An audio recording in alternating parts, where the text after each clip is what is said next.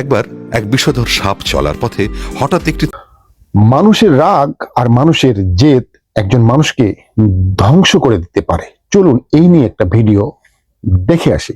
সবার প্রতি আমার বিনীত অনুরোধ, ভিডিওর কথাগুলো একটু মনোযোগ দিয়ে শুনবেন। একবার এক বিষধর সাপ চলার পথে হঠাৎ একটি তরবারির ধারালো অংশের সাথে তার শরীর লেগে যায়। ব্যথা বোধে কুঁকড়ে ওঠে সে। ক্ষেপে গিয়ে তরবারিকে আঘাত করতে গেল, আবারও ব্যথা পেল, খানিকটা কেটেও গেল।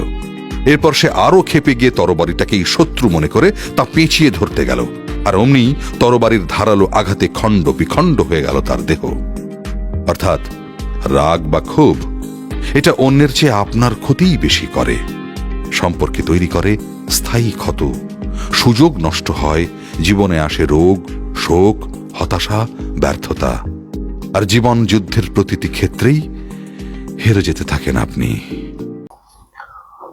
সবাইকে বিনীত অনুরোধ করব, নিজের রাগকে কন্ট্রোল করার চেষ্টা করবেন। ভিডিওটি ভালো লাগলে আমার চ্যানেলটাকে সাবস্ক্রাইব করতে পারেন।